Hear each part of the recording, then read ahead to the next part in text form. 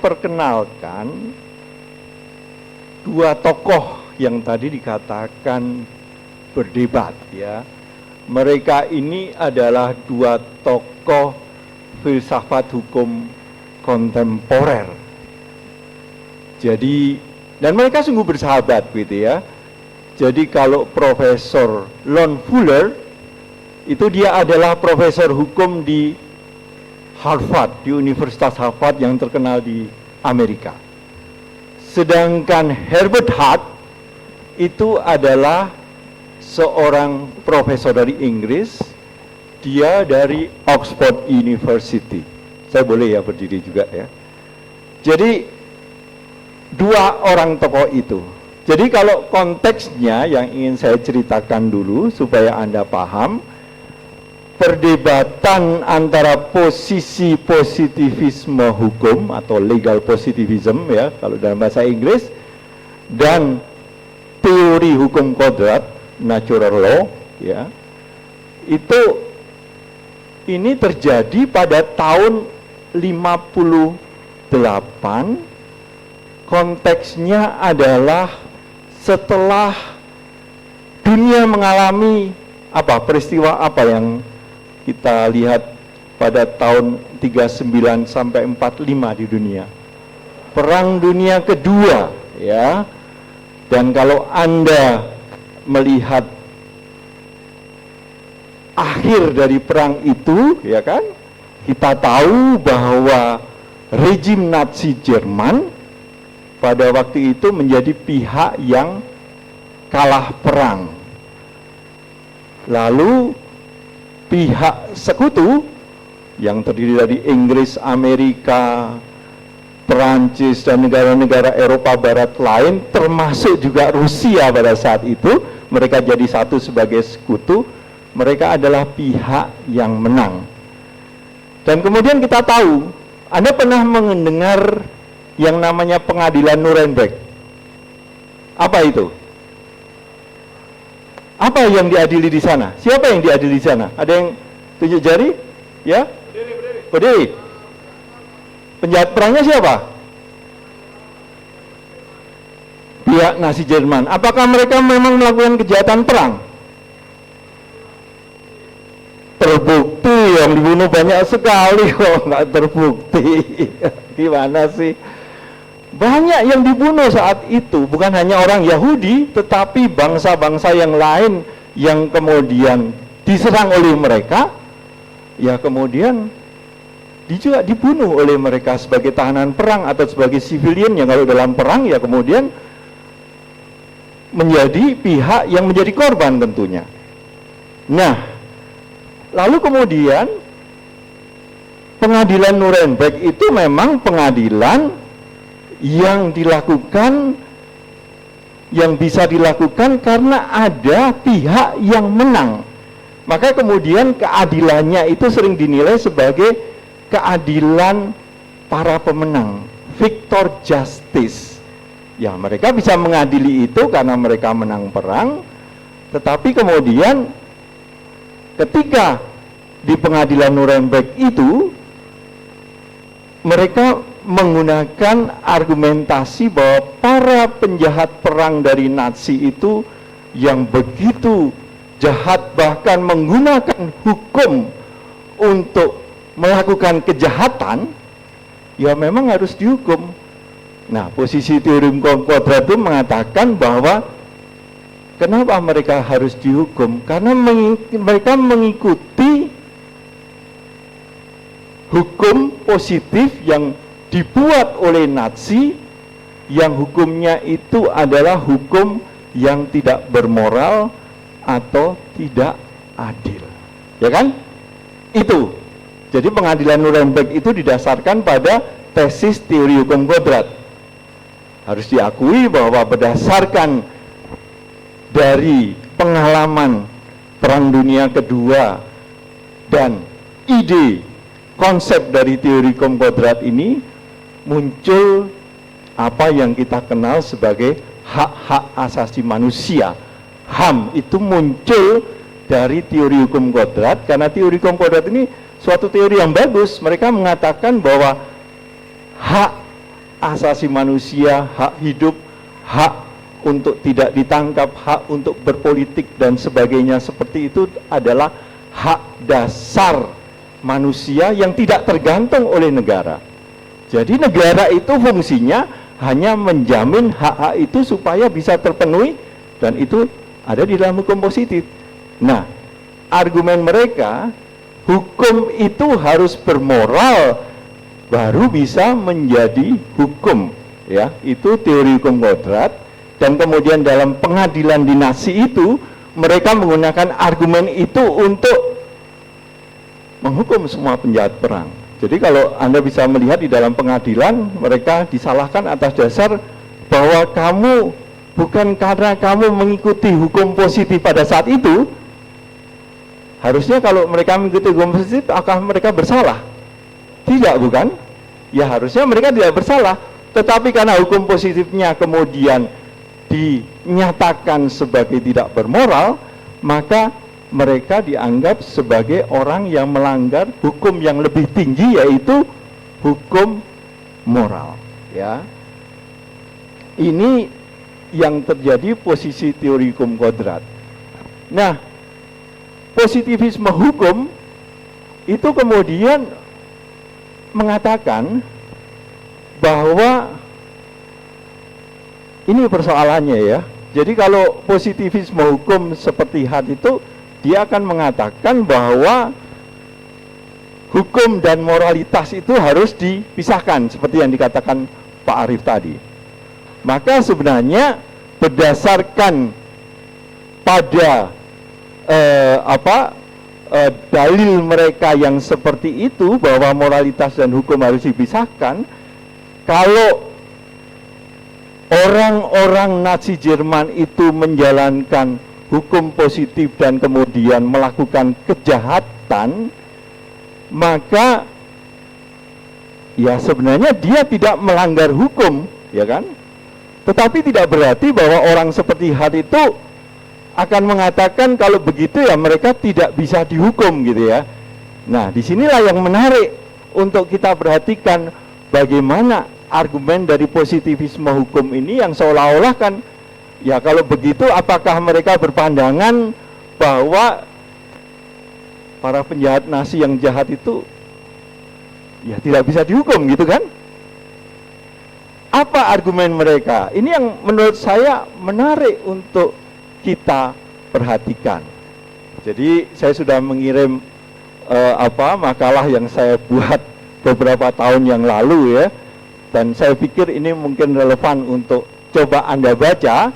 Tetapi dalam kesempatan ini saya akan cukup singkat saja Pak Arief, ya, untuk memicu diskusi kita. Jadi saya hanya menunjukkan mungkin saya perkenalkan dulu dua sosok tadi itu, Profesor Hart dan Profesor Fuller. Lon Fuller ini adalah orang yang sangat terhormat di Fakultas Hukum di Harvard, ya. Dia seorang yang ya sungguh-sungguh dihargai di kalangan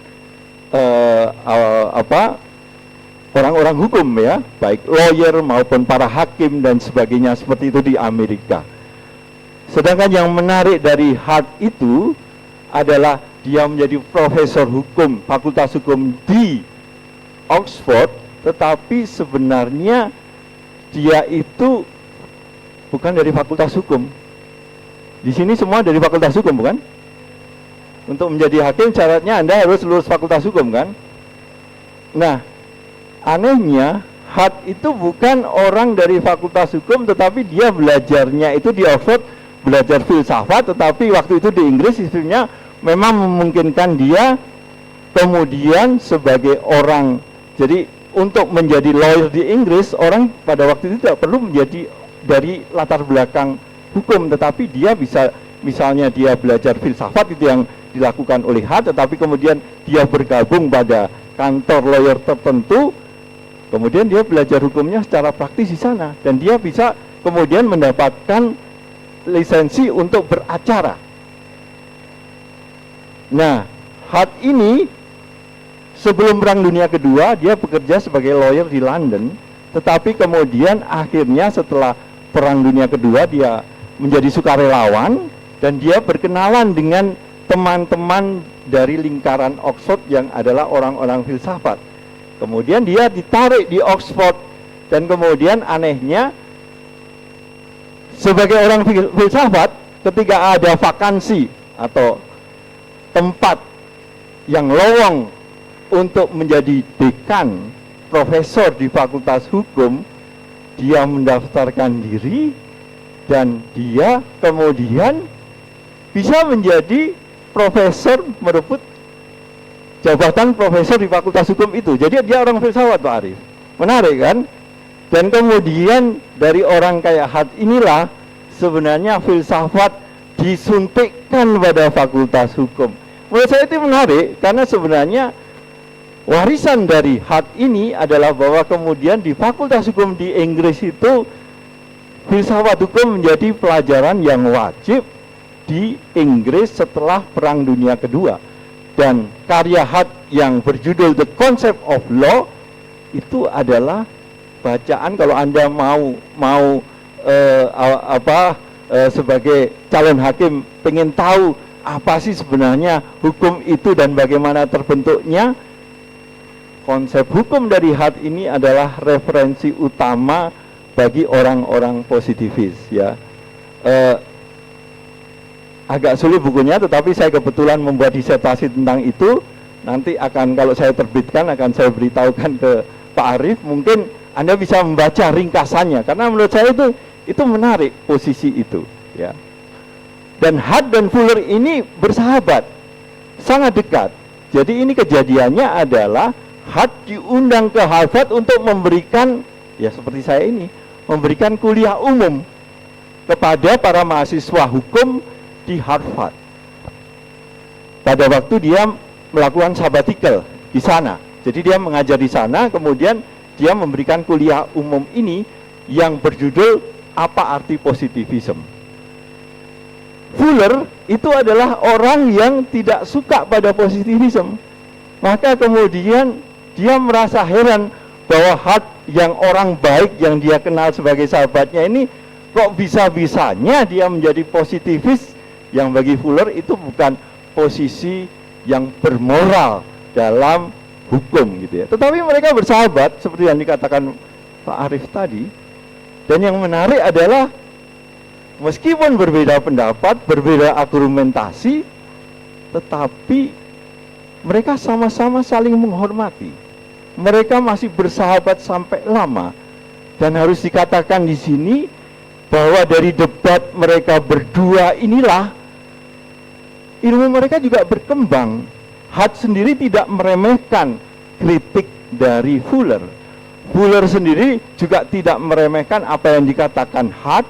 Dan kemudian ketika dia membuat buku pada tahun 64 itu The Morality of Law, posisi dia sebagai penganut teori hukum kodrat, dia sangat menghargai dan mencoba menjawab, berargumentasi apa yang menjadi keberatan Hart terhadap Fuller ini. Oke. Yang mau saya katakan di sini sebenarnya sederhana, Pak Arief. Jadi kita boleh berbeda pendapat gitu ya, berbeda posisi, nggak apa-apa. Sebagai manusia itu wajar, bukan? Tetapi yang paling penting kalau kita berbeda pendapat, ya kita harus konsentrasi pada apa yang dikatakan oleh lawan sebagai argumen yang kontra terhadap kita. Kita harus bisa menjawab itu. Dunia keilmuan itu berkembang karena perdebatan semacam ini.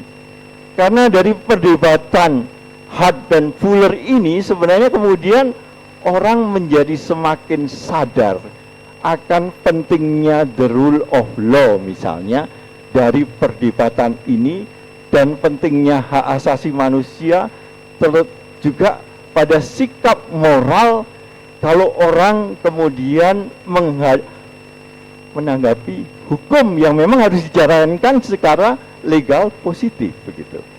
Ini menurut saya satu hal yang perlu kita perhatikan. Nah sekarang saya secara singkat, nanti Anda bisa baca sendiri di makalah saya, sebenarnya apa sih yang diperdebatkan oleh mereka. Ya tadi soal kejahatan perang, tetapi sebenarnya ini lebih spesifik kasusnya yang saya tulis. Kalau Anda mengikuti makalah saya, kasusnya itu saya tulis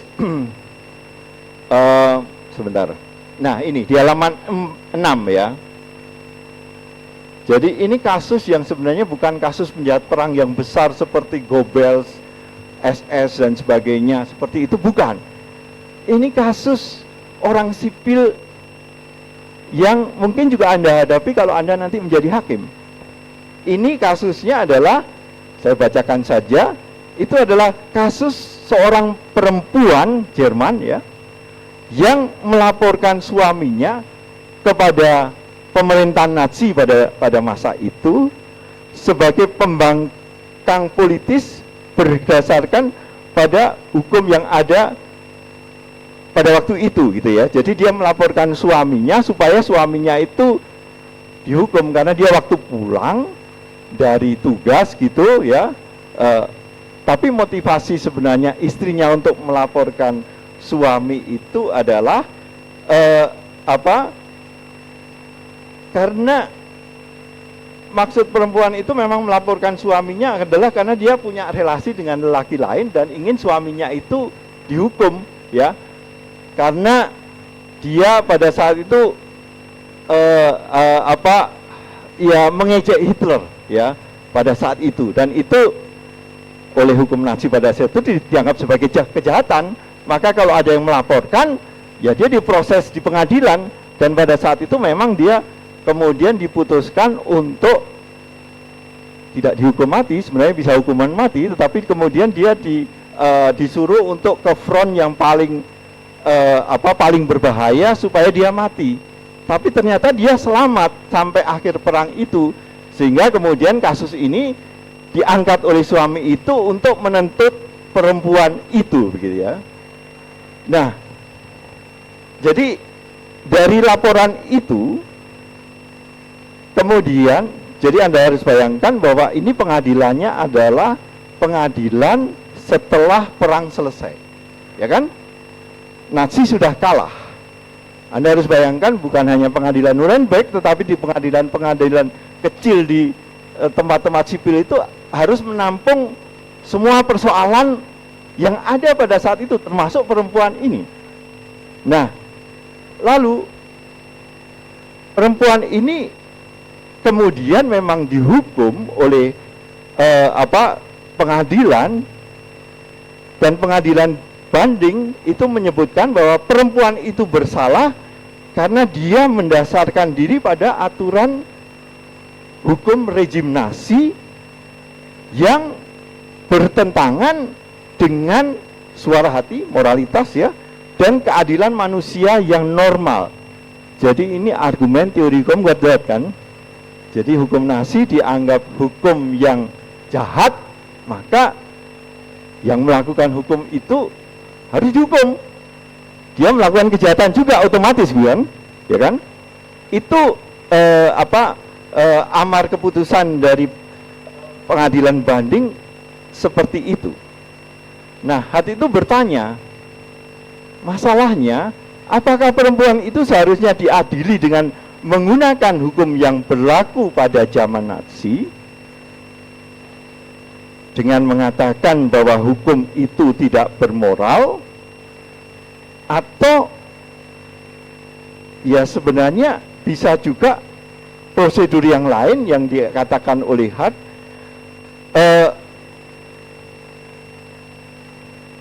dengan hukum yang adil atau sebelum dan sesudah rejim Nazi. Artinya Hart berargumentasi apakah satu-satunya jalan itu harus menyatakan bahwa hukumnya itu tidak bermoral titik. Apakah tidak ada jalan lain? Itulah yang coba dijelaskan oleh Hart. Kalau kita mau mengatakan posisi teori hukum Godrat yang diukur oleh Fuller dan kemudian ada seorang ahli hukum Jerman juga yang namanya Gustav Hart, ya. Dia yang mengatakan bahwa seluruh pengadilan dan para ahli hukum di Jerman pada saat itu salah karena mereka menganut positivisme hukum. Maka sekarang kita harus menerapkan teori hukum kodrat yang kemudian harus menyatakan hukum yang jahat itu adalah bukan hukum, maka tidak perlu diikuti, begitu ya. Tetapi Hart sebagai seorang positivis itu melihat agak lain persoalannya. Jadi Hart tetap mengatakan, tetap membedakan antara hukum positif, ya, hukum yang ada, dengan hukum yang seharusnya. Kalau dalam bahasa Jerman itu disebut sebagai Das Sein dan Das Sollen. Mungkin Anda di Fakultas Hukum juga pernah mendengar itu. Das Sein itu apa yang ada, hukum yang ada, dengan hukum yang seharusnya. Hukum positif dengan moralitas menurut Hart harus dibedakan. Kenapa? Nah, Hart mengatakan bahwa ya sebenarnya salah satu argumennya adalah bahwa ya yang kita ikuti dalam hukum itu memang kan harus dipositifkan dulu. Tadi disebut ayat 1 asas legalitas, bukan? Jadi harus menjadi hukum positif dulu, baru kemudian tindak pidana seseorang itu baru bisa kita adili berdasarkan hukum itu, bukan? Harus ada hukumnya dulu, harus sudah diundangkan, baru kemudian kita bisa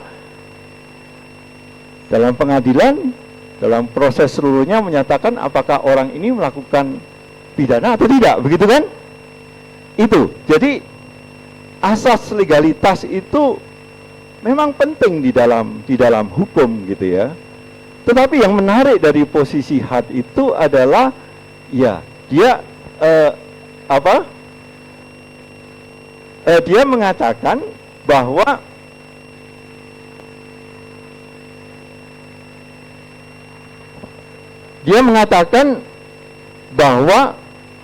nah ini yang menarik, bahwa oke, asas, kalau begini ya, maksud saya kalau kita bicara lagi pada perempuan tadi itu, kalau menurut asas legalitas apakah dia bisa dihukum?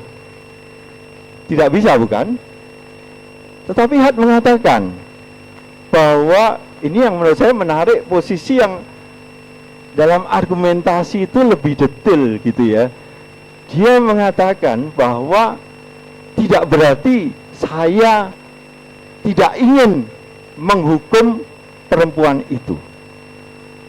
Menurut Hart, perempuan itu yang sudah berbuat jahat dan dia mendasarkan diri pada hukum Nazi yang seperti itu, dia tetap harus dihukum, begitu ya.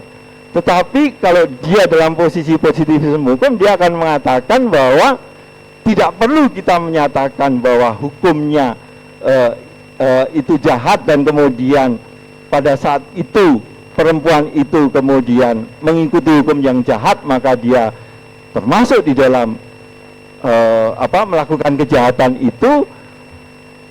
Tetapi dia mengatakan bahwa dia memakai prinsip moral yang disebut sebagai lesser evil. Dalam bahasa Latin disebut minus malum.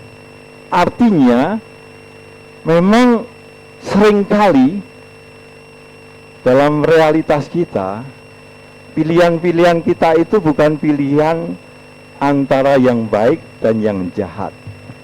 Kadang-kadang pilihan kita itu adalah pilihan yang jelek, jahat, dan kurang jelek. Karena dunia kita ini bukan dunia yang ideal. Itu argumen Hart, ya.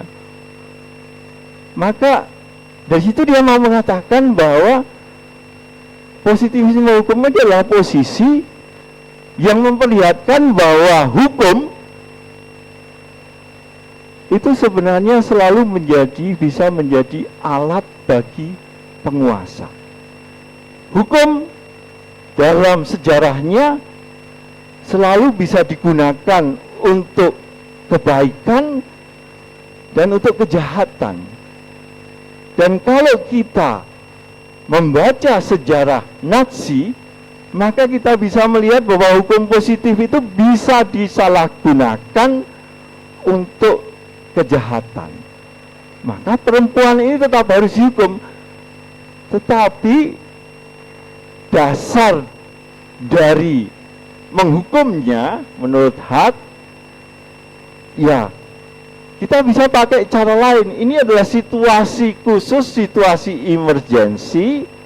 Maka bagi dia, kita bisa sekarang mengorbankan asas legalitas, asas menerapkan hukum itu secara retrospektif. Itu kan nggak boleh kan sebenarnya, tetapi dengan sadar itu harus diambil karena kemudian sadar bahwa hukum itu bisa disalahgunakan.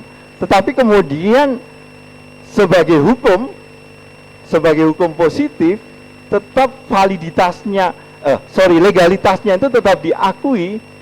Tetapi kemudian di situ Hart mengatakan bahwa soal validitas itu soal yang lain. Soal validitas hukum itu adalah soal moral.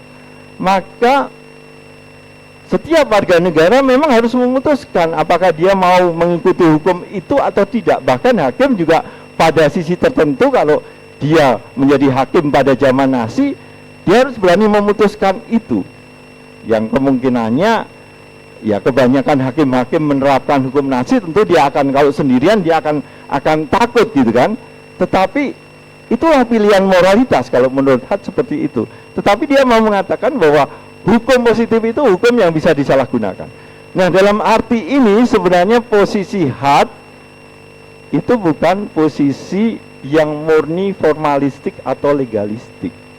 Jadi posisi Hart ini lebih kompleks. Dia mau mengatakan sebenarnya bahkan seorang positivisme hukum seperti Hart, Pak Arief, itu bahkan mengatakan bahwa soal legalitas dan validitas itu dua hal yang berbeda. Ya. Legalitas itu adalah ya ketika hukum itu menjadi positif, memang asas legalitas yang dipakai. Tetapi kalau sesuatu itu menjadi dianggap legal, itu tidak berarti secara moral sudah beres gitu loh. Jadi stempel sesuatu itu menjadi legal bagi Hart itu tidak kemudian mengatakan bahwa itu otomatis baik dan bermoral. Positivisme hukum itu seperti itu. Maka sebenarnya menarik menurut saya kalau Anda mempelajari positivisme hukumnya di dalam The Concept of Law, itu dia membuka kemungkinan hakim untuk mengadakan judicial discretion. Bagi Hart itu adalah alat yang bisa digunakan oleh hakim. Aneh ya, Anda kalau mendengar positivisme hukum kan biasanya tidak seperti itu. Tapi Hart di dalam satu bab sendiri itu mengatakan harus seperti itu. Ya, karena bahasa hukum itu terbatas, dia akan menjelaskannya seperti itu. Maka sebenarnya yang ingin saya katakan sebagai kesimpulan, ya sebenarnya apakah Anda punya posisi sebagai penganut teori hukum kodrat atau positivisme hukum seperti Hart, sama-sama posisinya itu sebenarnya positivisme hukum menurut saya juga dipahami bahwa sebenarnya kalau mereka membedakan legalitas dan moralitas, bukan berarti bahwa mereka kemudian menjadi orang yang fanatik, orang yang legalistik, orang yang formalistik, bahwa tugas warga negara termasuk juga para hakim itu hanya menjadi corong undang-undang. Bahkan Hart tidak mengatakan seperti itu. Hukum harus berdasarkan pada moralitas. Itu posisi, bahkan bagi positivis yang harus membedakan hukum dan moralitas, mereka mengatakan dalam posisi genting seperti Nazi Jerman seperti itu, warga negara dan hakim harus mengambil sikap, ya. Dan bagi dia, ya, posisi ini adalah posisi yang bisa melawan tirani, karena dia sadar betul bahwa justru the rule of law itu kan untuk menghilangkan the rule of man. Kalau the rule of man itu kan monarki. Monarki itu kan, Anda tahu kan, monarki itu ya absolut kan.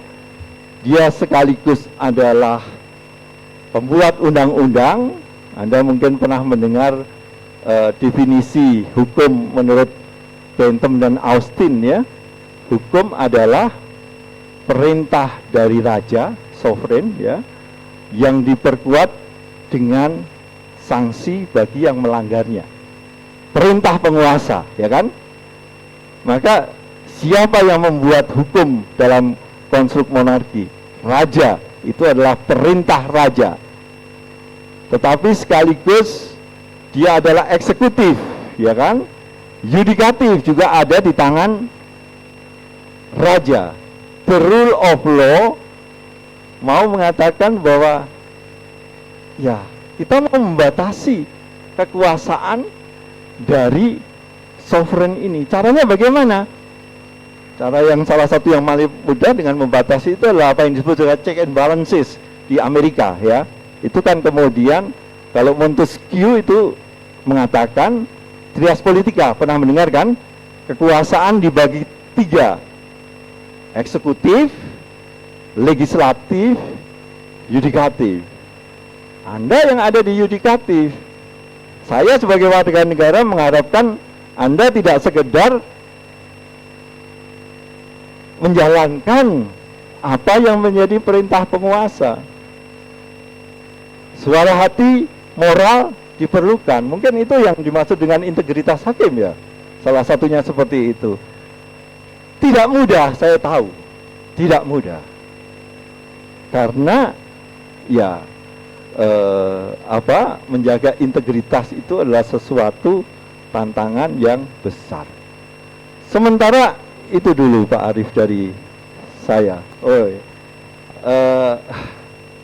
Jadi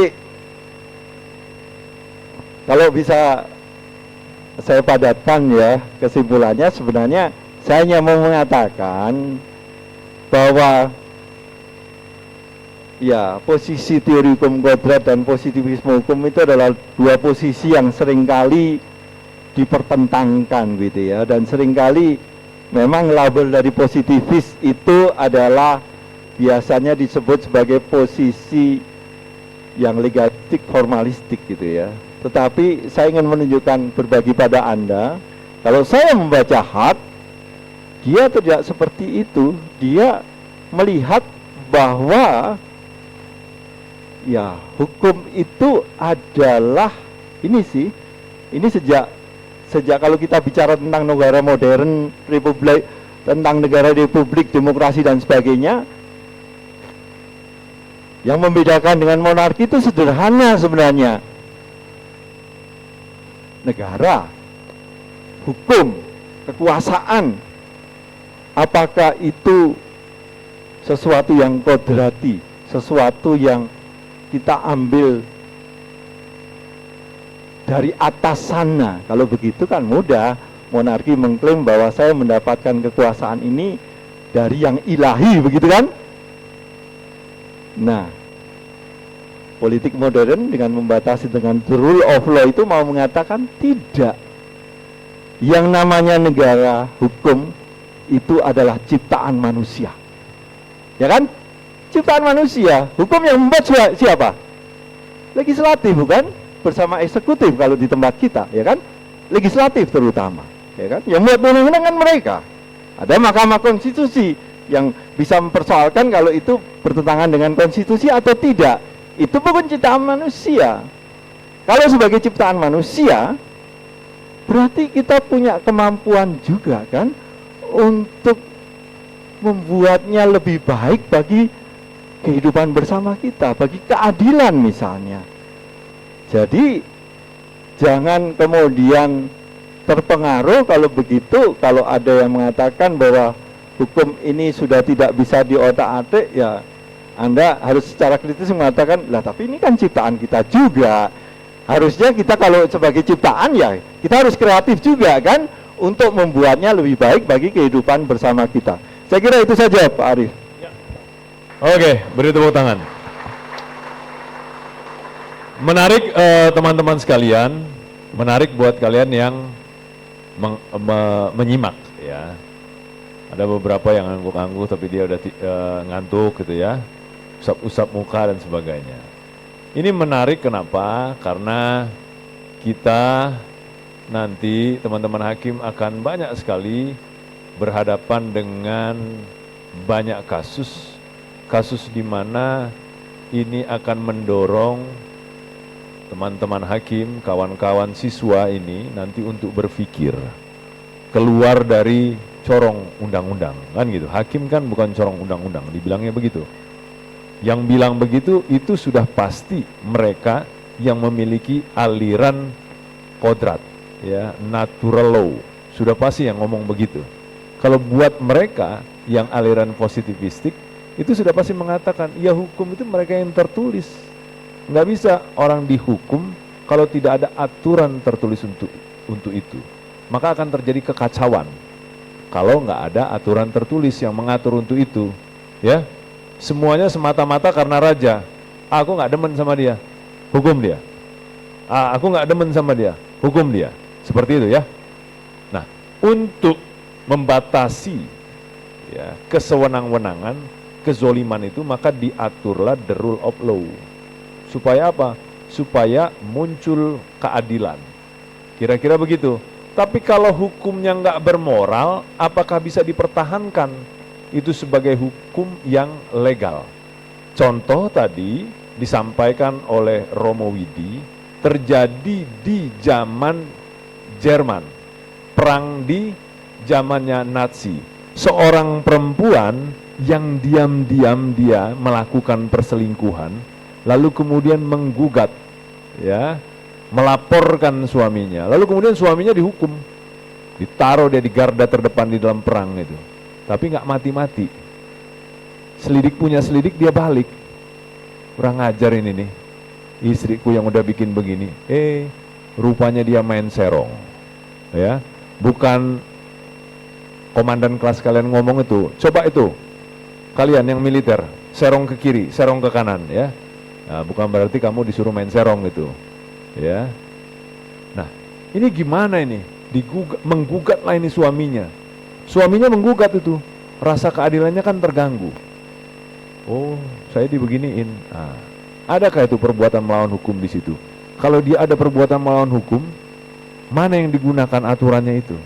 Aturan yang berlaku terhadap laki-laki itu dan perempuan itu di zaman Nazi, yang orang hukum alam, orang yang berpikir natural, ya, law itu bilang, oh nggak bermoral semua itu aturan hukum di zaman Nazi, atau kemudian pakai gunakan dia yang nggak ada aturannya. Oke, disuruh berpikir begitu. Atau kemudian di dalam kasus yang sama, berpuluh-puluh tahun kemudian datanglah seorang anak presiden, ya, kedua Indonesia, namanya off the record ini ya, jangan disebut, tapi udah saya sebut juga nih, Bambang Soeharto, menggugat Halimah, ya, digugatnya Halimah, pokoknya digugat karena terjadinya pertengkaran terus menerus yang tak bisa didamaikan. Pasal 39 ayat 1 penjelasan kompilasi hukum Islam. Mana ini? Yang dari PA. Halo? Halo? Wah, gilirannya disuruh pasal 39 KHI, nggak ada yang angkat tangan. Bilangnya, sholat pak semua yang dari peradilan agama. Padahal cuma 3 kelas kalian. Berapa kelas peradilan agama? 3 kelas. Mana ini peradilan agama? Nah ini dia. Ya, baca di pasal 39 KHI itu. Digugatlah itu di Mahkamah Konstitusi, dibilang ya itu penjelasan terkait mengenai pasal 39 itu bertentangan dengan Undang-Undang Dasar. Kenapa dia bertentangan? Karena tidak menjelaskan musabab dari pertengkaran itu yang akibatnya ini perempuan digugat oleh suaminya, dia menderita kerugian secara moral. Karena buat perempuan kalau dia digugat seolah-olah itu kesalahan ada pada diri dia. Padahal dia bertahan untuk itu. Dan ini dasarnya untuk menggugat itu. Di balik pertengkaran yang terus-menerus itu ada ya muslihat di belakang itu yang ditutupi untuk itu. Maka kemudian digugatlah pasal ini. Ya, bagaimana nasibnya? Ya kau lanjutkan aja baca googling untuk itu. Kira-kira begitu. Nah, aspek-aspek ini adalah aspek-aspek di mana kita diminta untuk berpikir, teman-teman sekalian. Untuk berpikir apa? Untuk berpikir bahwa menjadi hakim itu menjadi pemikir. Ya, bukan cetok begitu aja terus. Itu sama aja kalian tuh seperti mesin kopi, mesin mesin fotokopi. Serot. Enggak ada nikmatnya kalian menjadi hakim. Nikmatnya menjadi hakim itu karena kalian akan menggunakan logika, nalar dan retorika kalian. Dengan Romo Widi kalian akan nanti banyak mendapatkan pengetahuan tentang itu. Ya. Sampai di sini ngeh nggak kira-kira? Lalu di mana Pak kami itu untuk tidak menjadi corong undang-undang seperti jangan terlalu positivistik gitu ya. Tapi ada nilai moral juga yang bisa kami gunakan untuk itu. Di mana? Ya nanti kalian temukan karena kasusnya berbeda-beda. Saya sedikit cerita, di kasus saya dulu saya pernah tangani perkara 285 KUHP. Seorang yang melakukan persetubuhan terhadap lawan jenisnya dengan cara kekerasan atau ancaman kekerasan, maka dipidana karena perkosaan. Begitu kan bunyinya? Apa itu bunyi terhadap kekerasan dan ancaman kekerasan itu? Ancaman kekerasan jelas, ada dipukul, digebukin, dicekek, lalu kemudian diperkosa. Kalau ancaman kekerasan bagaimana? Ancaman kekerasan dalam tafsirnya klasik, itu diancam saja. Misalnya malam-malam dia masuk ke dalam rumah, dia mau ngegarong, terus kemudian tiba-tiba ibu muda itu tersingkap, ya, dasternya. Shoot aja. Bukan cuma merampok, rupanya dia ingin juga memperkosa.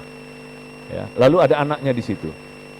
Terjaga ini ibu muda, lalu kemudian diancam, saya bunuh anak ibu ini. Kalau ibu tidak melayani nafsu bejat saya. Oh, enggak gitulah kira-kira ya. Langsung aja seruduk, nggak ada lagi ngomong begitu. Bikinin pakai golok. Oke, kemudian dia terima untuk itu. Itu yang dimaksud dengan ancaman kekerasan.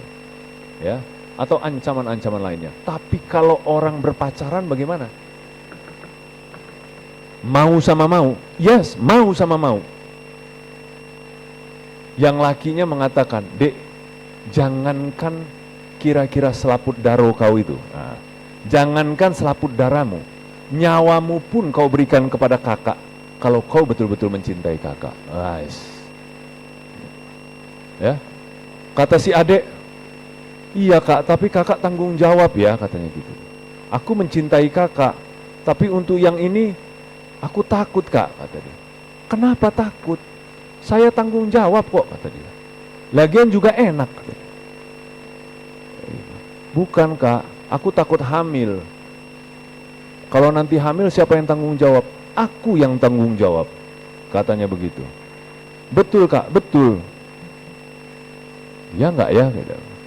Galau kan dia, antara cinta tapi dia harus menjaga juga kesucian gitu ya. Khawatir karena pesan-pesan dari orang tua juga, nenek moyang, nilai-nilai moral dia. Tapi kemudian laki-laki tampan ini terus mengajaknya. Akhirnya berangkatlah dia pergi ke hotel di tepi pantai. Ya, suasana romantis. Ya. Masih terus mereka pacaran. Ya, ada berasik masuk lah. Berasik masyuk ya, tapi bukan berasik lalu masuk, enggak. Masih berasik masyuk di pantai itu. Masih digoda terus. Suasana mendukung, cakung, cuaca mendukung. Lalu kemudian pergilah mereka ke hotel. Karena di pantai itu dekat hotel, ada hotel pula. Ya. Sampai di situ masih ragu nih si adek ini. "Ayo dek, jangankan selaput darahmu, nyawamu pun harus kau berikan. Tapi janji ya kak ya, kakak nanti akan tanggung jawab." "Iya janji." Betul, janji. Gerapa-grepe,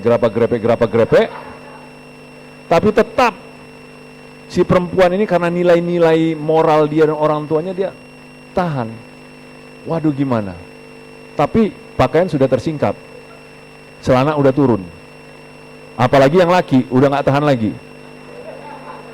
Sampai terakhir kemudian dia katakan, betul kak, kakak akan bertanggung jawab. Iya tanggung jawab dek, udah gak tahan lagi. Lama betul ini nih.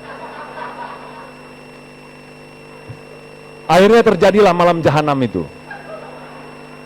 Bukan cuma selaput darah yang robek, tapi pembuluh darah vena di dekat vagina itu juga ikut robek. Lalu kemudian pendarahan hebat terjadi. Mau sama mau. Tapi pendarahan itu bukan yang diinginkan, panik mereka. Kacau, ini gimana? Apalagi sang tampan ini adalah seorang polisi. Bawa ke rumah sakit terdekat adalah rumah sakit Bayangkara polisi. Jangan di sana dek, gawat ini kalau di sini. Ya kan, ke rumah sakit swasta. Jangan itu dekat rumah. Akhirnya bawalah ke rumah sakit juga, rumah sakit daerah umum. Di sana, pendarahan. Jam 2 malam jahanam terjadi, jam 3 kepanikan, jam 3:30 dia masuk ke dalam rumah sakit itu. Diteleponnya oleh pria tampan ini, ya. Lalu kemudian telepon kakaknya bahwa adiknya ada di situ. Setelah itu kemudian sudah tidak temukan lagi laki-laki. Ya, sebulan ditunggu hilang, 2 bulan ditunggu hilang, 3 bulan ditunggu hilang, 4 bulan ditunggu hilang, 5 bulan cinta yang tadinya membuncah ruah itu berubah menjadi kebencian, penuh dengan amarah dan dendam. Dilaporkan dia ke polisi. Polisi terima laporan bingung. Ini bagaimana kasusnya? Dihubungkan dengan pasal 285 unsur-unsur mengenai itu. Apa yang harus kalian tegakkan di situ? Legalitas, jelas dia nggak masuk. Moralitas, jelas ini mengganggu. Seperti apa itu? Nah, kalau mau belajar itu maka nanti kalian googling di Google ya, putusan Playboy, polisi Playboy di Bengkulu. Nah, yang mutusnya saya, yang bikin putusannya saya. Nah, makanya itu kasusnya apa namanya itu, perdebatan antara the rule of law dan keadilan, debat antara Fuller dan debat antara Hart ini sudah saya baca dulu sebelumnya waktu saya mahasiswa. Jadi saya bisa menjawab kasus terkait mengenai itu. Kalian sudah pernah belum baca terkait mengenai positivism dan pemisahan hukum dan moralnya Hart? Pernah baca? Nah, itu ngaku aja belum. Udah belum? Maka itu kalian perlu belajar. Maka itu kalian harus terus berbakti dan berjuang. Nah, disinilah pentingnya kita mempelajari semua struktur sejarah setiap yang namanya pasal. Itu penting. Nah, itu termasuk di dalam ilmu namanya tuh hermeneutika. Beliau ini pengajarnya top, hermeneutika. Kapan ngajar hermeneutika, Pak?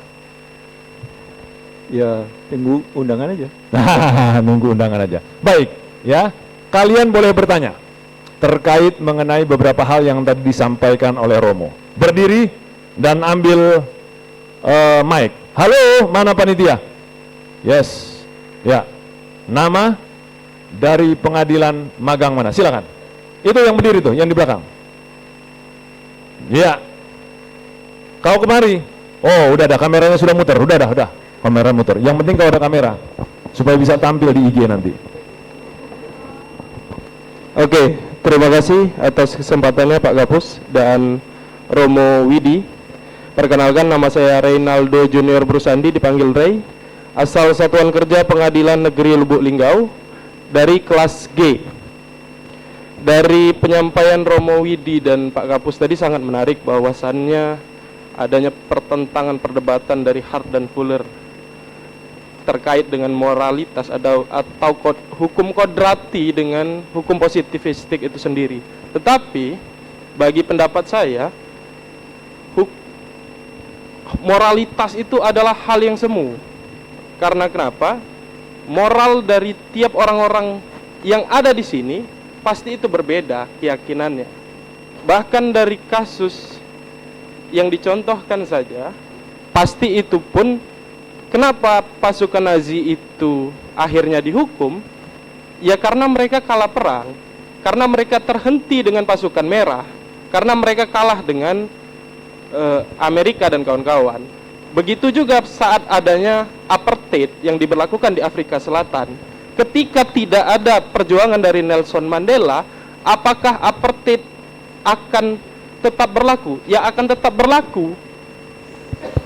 Nah, yang perlu diangkat, yang menjadi pertanyaan, ya, nilai moral apa yang perlu kita pegang, sedangkan akan berbeda dari setiap orang yang ada di ruangan ini atau yang ada di luar sana. Bahkan di Indonesia pun banyak permasalahan terkait moralitas itu berbeda keyakinannya. Oke, sudah bisa ditangkap. Sudah, terima kasih. Terima kasih. Beri tepuk tangan untuk Renaldo John Austin, ya. Renaldo John Austin, ya. John Austin itu ketat betul itu tuh. Kalau moral ya hukum. Hukum itu sudah aturannya di dalam hukum. Hukum itu memang ada di dalam moralitasnya, ada moralitasnya dalam hukum. Tapi ketika dia sudah menjadi undang-undang, udah nggak usah bicara lagi lu moral. Itulah aturan yang dibuat. Jadi moral itu dibuat sekonkret mungkin bisa dibaca menjadi sebuah aturan hukum. Kamu bilang tadi bahwa moralitas itu nggak bisa dipakai ukuran, apalagi moralitas satu tempat dengan tempat lain itu berbeda-beda. Karena tadi seperti yang disebut tadi di dalam pasal 1 dan pasal 2, nampaknya pasal 2 itu dipakai untuk memberi ruang bahwa misalnya contoh di Bali orang bisa itu buka bikini atau lebih dari bikini yang dibuka, semuanya dibuka, dia berjemur dan itu nggak jadi masalah. Tapi kalau kalian datang ke Bengkulu itu diarak. Atau datang ke Mataram, ya itu diarak, nggak usah jauh-jauh ya ke Bengkulu. Kalau di Bengkulu namanya cuci kampung, makan kambing gitu.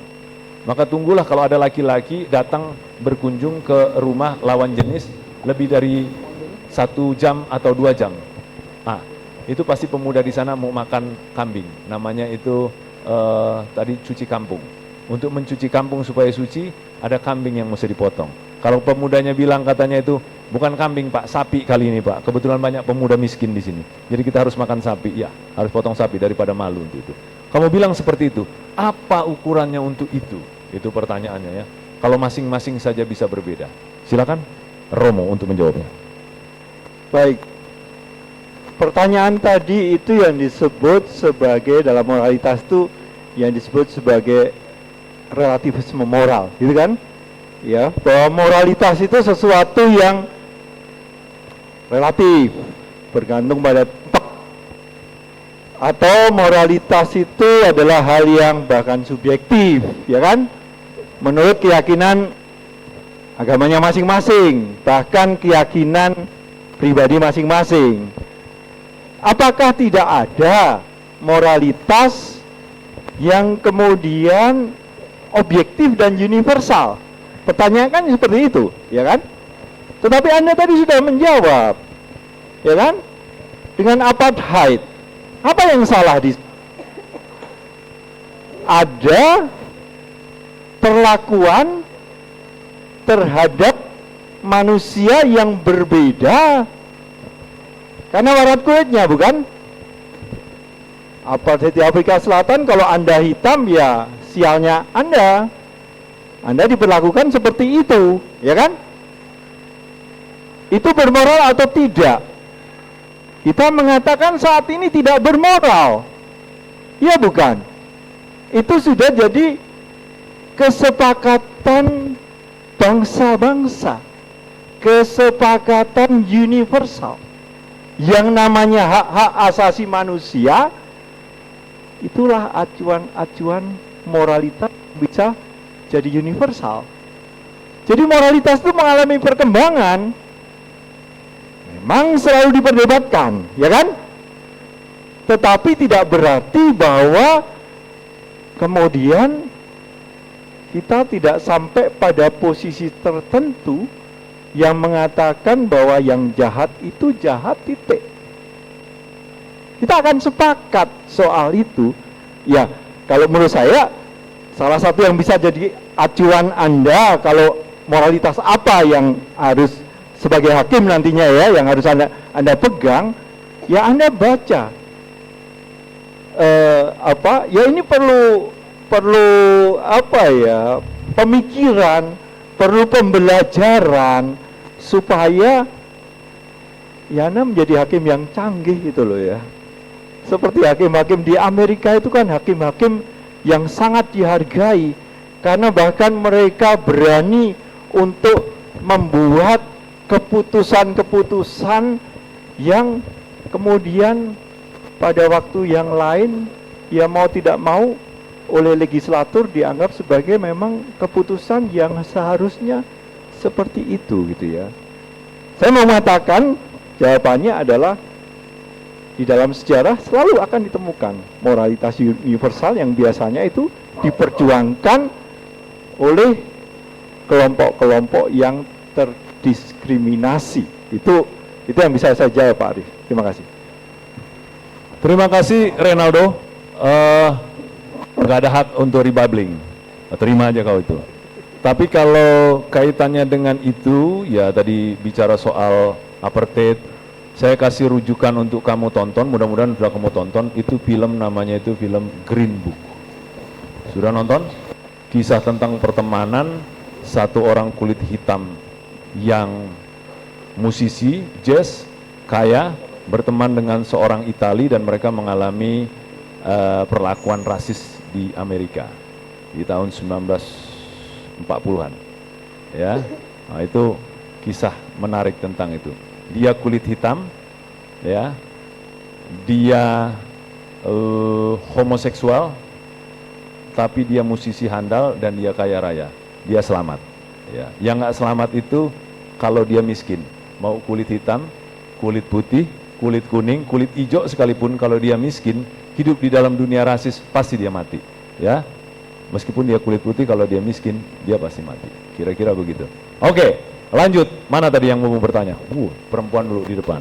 Silakan, Ibu. Dari mana, Bu? Oke, Pengadilan Negeri Padang. Silakan, bertanya. Langsung, kuat aja suaranya. Yuk, dioper.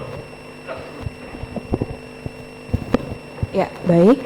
Assalamualaikum warahmatullahi wabarakatuh. Shalom, Om Swastiastu, Namo Buddhaya. Saya Nisrina dari Pengadilan Negeri Padang. Untuk kelasnya Nisrina, Pak. Ya, untuk kelasnya dari kelas G.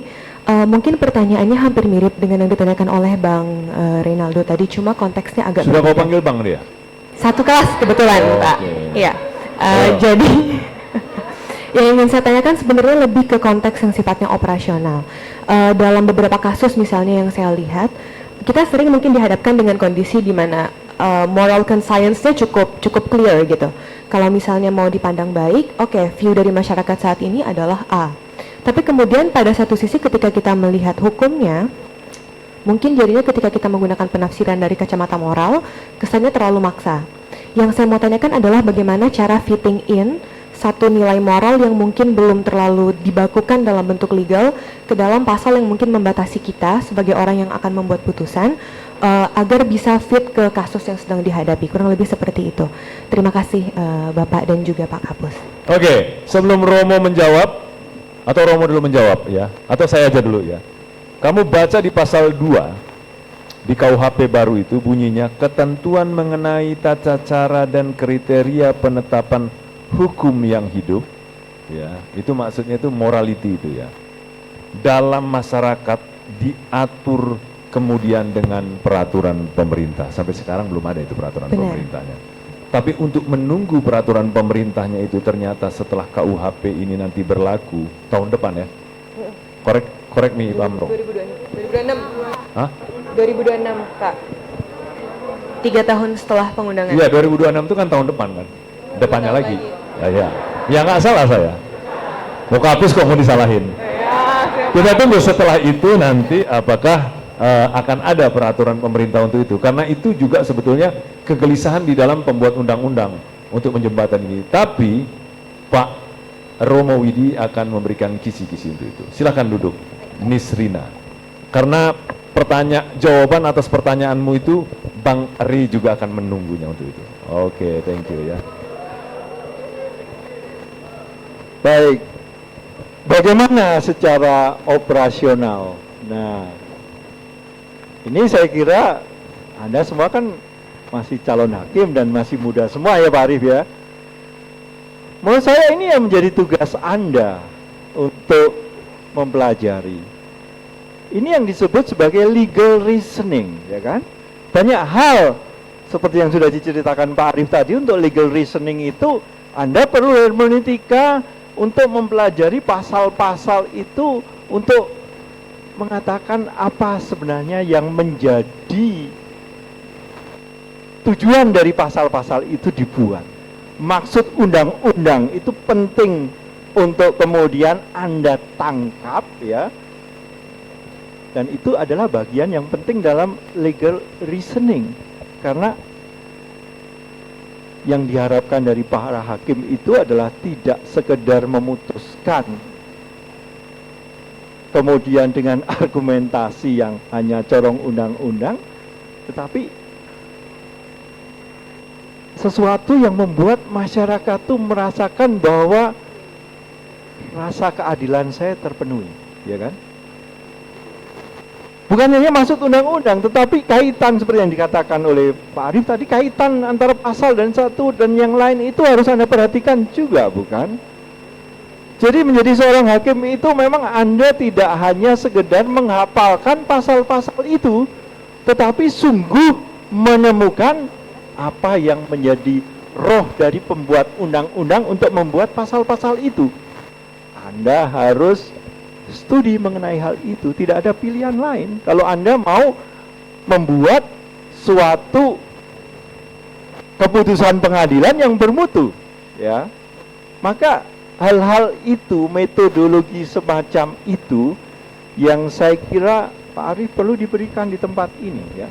Dan kalau kemudian nanti saya diundang untuk menjelaskan tentang hermeneutika dan sebagainya, ada cara-cara yang bisa saya perkenalkan kepada Anda bahwa Anda sebagai hakim harus sangat ahli mengenai hal itu. Juga misalnya dalam pengadilan, siapa yang pegang role utama untuk mengarahkan pengadilan? Bukankah hakim? Biasanya lewat pertanyaan, bukan? Jadi kalau Anda tahu pasalnya, membaca kasusnya juga dengan teliti, kemudian dari sana Anda bisa melemparkan pertanyaan-pertanyaan yang akan kemudian mengarahkan pada bukti-bukti yang kemudian tidak terbantahkan. Memang ada kasus-kasus yang sulit, tetapi ya jangan sampai kasusnya semua diselesaikan di bawah meja. Ya maaf saja, reputasi hakim kita kan sayangnya yang dipahami oleh masyarakat banyak kan seperti itu. Anda yang di sini yang masih muda-muda, yang bagi saya sebagai seorang warga negara biasa, itu saya harapkan Anda bisa mengubah image itu. Jadi jangan ragu-ragu untuk belajar dan belajar. Terima kasih. Oke, tadi dari sepil. Ya, gimana kisinya supaya kita bisa membaca bahwa moralitas itu dalam konteks hukum itu bisa lebih operasional? Tadi sudah disebutkan, ingat pada tujuan daripada pasal dan undang itu dibuat, ketentuan undang-undang itu dibuat. Kita membaca teks itu harus membaca konteks. Membaca teks, kita harus membaca historical text. Membaca teks, kita harus juga membaca sosial dinamika teks. Oke? Dan membaca teks itu tentu berbeda. Kita membaca misalnya pukul, kata bilang kita itu. Karena pukul itu bisa menunjuk meninju, pukul bisa menunjuk waktu. Ya, ini apa nih? Ini termasuk hermeneutik juga ya. Genting itu bisa jadi sesuatu di atap, bisa sesuatu kegawat daruratan. Oke? Kalau kalian datang ke Papua, coba dulu kau kasih bunuh dulu itu lampu. Nah, dia bilang gitu, kasih bunuh dulu itu lampu. Ya, nah, nggak beda sebetulnya, matikan dulu itu lampu. Nah, ini kan masalah bahasa kita. Kalau orang luar negeri ngedengar kita matikan itu, apa namanya itu, apa namanya, make it dead, dia bilang gitu ya. Atau kemudian kill it, dia bilang begitu, kill it, dia bilang gitu. Wah, itu dibunuh itu. Padahal sebetulnya turn off, ya, switch off, atau turn down low, ya, kira-kira begitu. Buat dia menjadi lebih redup dan sebagainya. Nah, itu dibaca di situ. Itulah yang namanya hermeneutik. Termasuk itu konteksnya itu. Kita tahu misalnya dalam konteks KUHP, Bapak Ibu sekalian, itu ada hukum di mana masyarakat masih menilai bahwa zina, hubungan suka sama suka mereka yang tidak dilibatkan pada sebuah ikatan perkawinan karena memang sama-sama masih bujang dan masih gadis, masih bujang lah ya bahasa normal itu. Maksudnya bujang terhadap yang perempuan, bujang terhadap yang gadis. Itu nggak ada hukumnya tuh. Hukum kita. Ya. Hukum kita tidak ada pidananya untuk itu. Nggak ada. Oh, marahlah sekelompok orang. Nggak bisa Pak, ini zina. Ini mengotori ya nilai-nilai yang ada pada kami. Lalu kemudian lahirlah ketentuan terkait mengenai pasal 2 untuk menegasikan sedikit atau memberikan ruang terkait mengenai aturan-aturan terhadap moralitas itu. Kayak gitu. Lalu kemudian ada juga pidana, hukum pidana di dalam KUHP baru itu, yakni pidana santet. Cemana kalian itu? Ya, membuktikan pidana santet itu. Nah, gitu. Profesor Roni, itu dosen saya itu, Profesor Roni, niti apa? UI ya, kriminolog UI, Profesor Roni itu profesor santet. Beliau yang memang meminta agar pasal santet itu masuk di sana, karena dia yang melakukan banyak penelitian tentang santet itu. Ada katanya.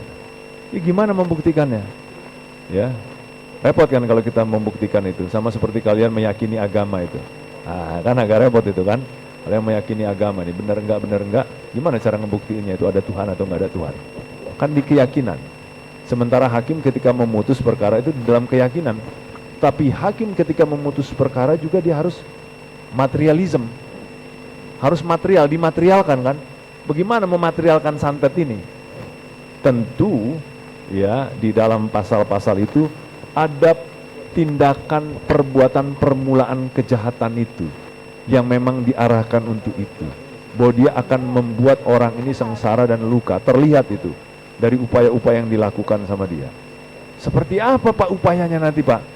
Bawa boneka terus bonekanya disuntik-suntik di situ, cuk cuk cuk cuk cuk, ada namanya ditulis di situ. Tapi kalau nggak ada namanya gimana Pak?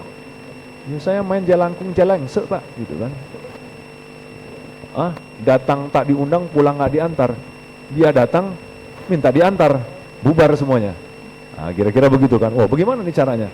Nah, itu nanti mau nggak mau kan kalian harus belajar terkait mengenai itu, memahami hal-hal yang sifatnya local wisdom, ya, hukum-hukum, nilai-nilai yang hidup di masyarakat itu. Seperti apa nilai yang hidup di masyarakat itu? Nah, ini repot, karena nilai yang hidup di masyarakat di satu waktu itu bisa berubah di waktu yang lain. Betul nggak? Di Arab sana nggak boleh tuh perempuan itu keluar tuh sendirian, ya, kalau nggak ditemanin muhrimnya. Sekarang perempuan sudah bawa mobil sendiri. Perempuan sekarang sudah nonton sepak bola di sana. Dulu di sana nggak boleh tuh pakai bikini. Sekarang di Arab sudah dibikin itu pantai khusus untuk itu. Ya, diberi ruang. Untuk apa? Karena untuk aspek wisata dan ekonomi. Ya. Ini Dr. Widi ini adalah lulusan Inggris. Dia juga lulusan di Munchen, maka tadi dijelaskan tentang peristiwa Nazi. Ya, beliau ini adanya. Jadi di Inggris kita mengenal tadi ada Profesor Hart. Di Inggris ada Profesor Hart. Di Amerika itu di Harvard itu Profesor Fuller. Kalau yang paling terkenal di Harvard di dekade terakhir ini ada yang namanya siapa? Kenal kalian dengan penganjur teori Economic Analysis of Law, Richard Posner. Dia adalah hakim agung.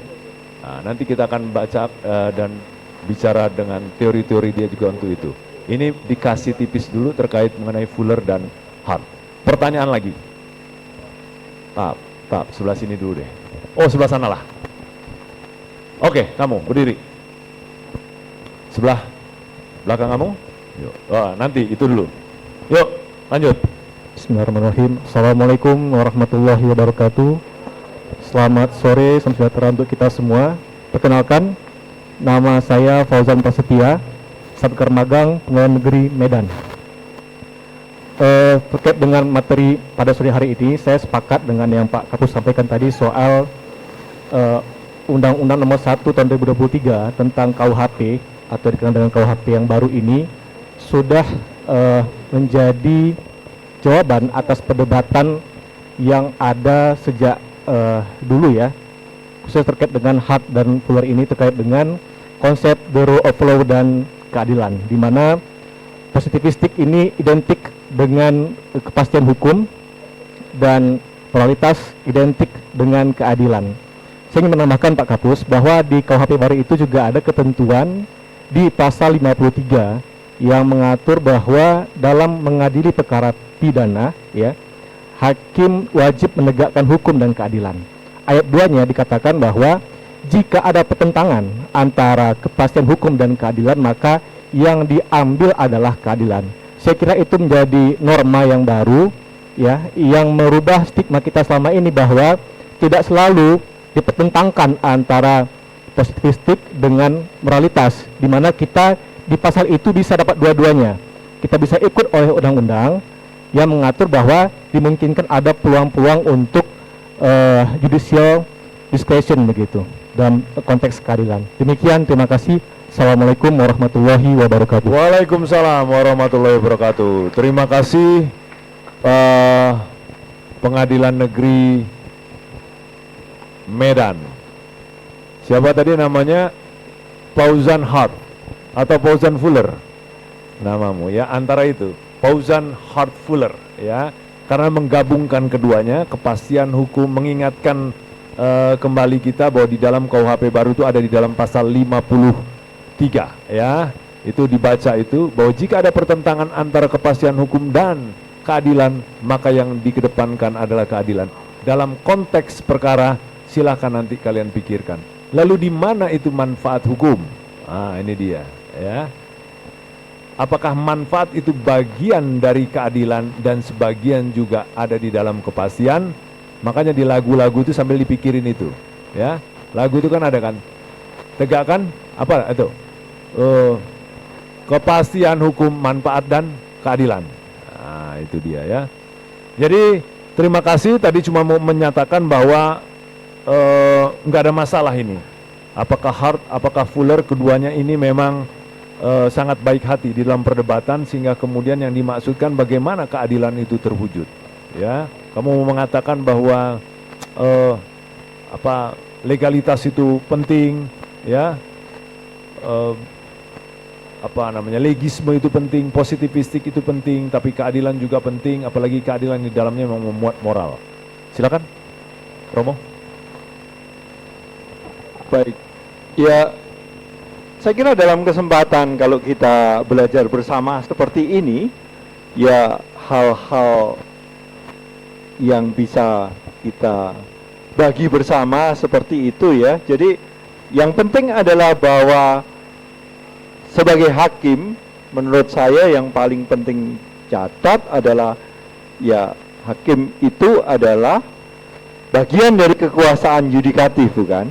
Ya, dan kita sudah melihat arah sekarang adalah bahwa kekuasaan yudikatif itu kita harapkan semakin tegak gitu kan, semakin merdeka, tidak seperti dulu pada masa Orde Baru semuanya yang mengatur kementerian misalnya ya, dan hal-hal seperti itu adalah tanda-tanda positif begitu ya. Tentu KUHP yang sekarang bukan sesuatu yang sempurna, nggak apa-apa. Tetapi kan Anda sebagai hakim ya kemudian terutama mempelajari hal-hal yang kemudian itu bisa menjadi pegangan Anda untuk menjalankan tugas, bahwa sebagai hakim Anda judicial discretion itu adalah sesuatu yang selalu terbuka. Itu menjadi tugas Anda, ya. Dan menurut Anda, ya judicial discretion itu sesuatu yang harus benar-benar bermutu. Apakah mungkin judicial discretion itu dipakai dengan amplop dari bawah meja? Kan nggak mungkin terjadi begitu kan. Itu namanya transaksi, ya kan.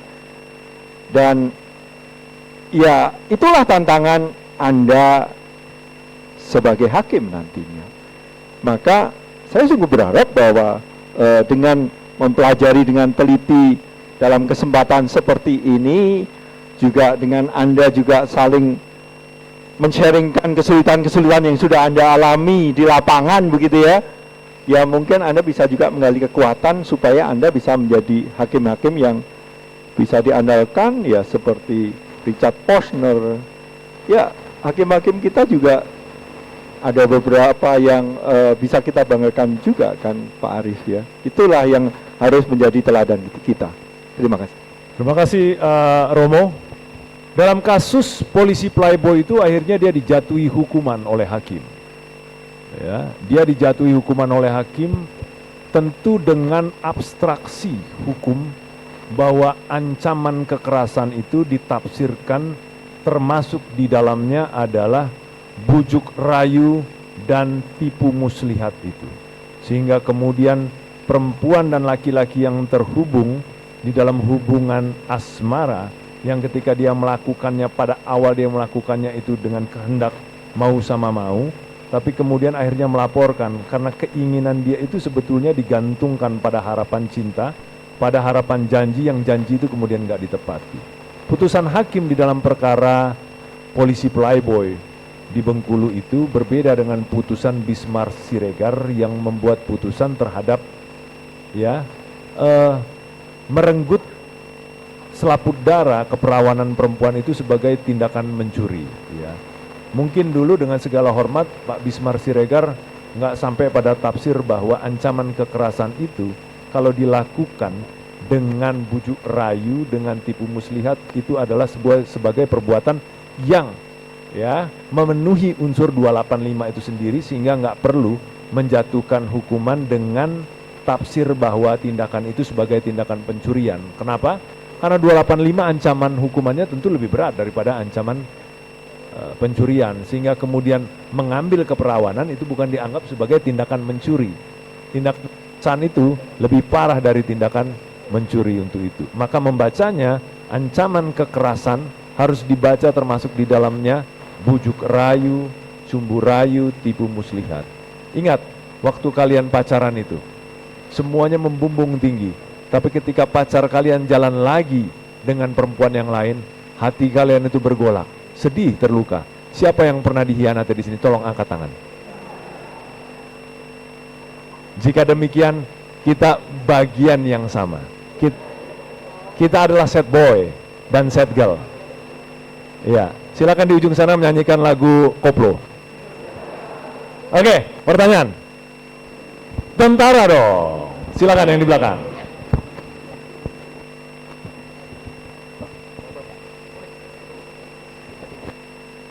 Silakan. Cek. Oke. Selamat sore Romo, izin terima kasih Kapus Ya. atas kesempatannya. Nama saya Mayor Ciaka Henlis Waruwu. Siap, Mayor. Warwu. Siap. Pasti kau dari Nias. Siap, dari Nias. Oke, lanjutkan. Diizin agak keras-keras sedikit karena udah sore Kapus izin. Ya. Siap. Nyuruh pulang kita sekarang. Siap, tidak Kapus. Oke, lanjut. Izin, kami sangat menarik dari tadi terkait penyampaian dari Romo yang dari tadinya mengarahkan kami apabila nantinya ada sesuatu permasalahan di lapangan untuk menemukan. Dari konsep inilah kami izin bertanya Romo dan Kapus, kalau kita kembali ke roh kita di dalam pasal 1 ayat 3 Undang-Undang Dasar, negara Indonesia adalah negara hukum. Kami mendasari pertanyaan kami ini karena background kami sebelumnya adalah penasihat hukum dari hukum Kostrad, dan sebelumnya juga dari Pontianak, yang tentunya di sana banyak hukum adat di dalam penanganan permasalahan khususnya anggota militer dihubungkan dengan orang sipil. Terkait pertanyaan kami ini, apakah dengan ketentuan yang baru di dalam pasal 2 tadi RUU KUHP yang sudah disahkan, aliran hukum kodrat bisa diterapkan di Indonesia, mengingat aliran hukum kita kan sudah mendasari rule of law. Sangat singkat, mohon kami diberikan penjelasan. Terima kasih, selamat sore. Selamat sore Waruhu. Ya, sudah lompat batu kau kan? Sudah berapa kali lompat batu? Tidak terhitung. Kita akan melompati batu-batu yang melebihi beyond the limit. Nah, ini Romo Widi akan menjawab. Jawabannya harus yang filosofis karena beliau filosof. Jadi selalu membuat membangunkan imajinasi. Silakan Romo. Baik, jadi menurut saya, ya hukum memang berbeda dengan moralitas, begitu ya.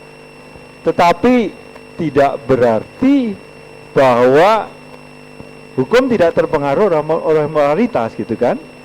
Maka hukum itu akan selalu berkembang, Pak. Ya, dan saya melihat. Jadi hukum yang membuat undang-undang tentu adalah legislatur, ya kan?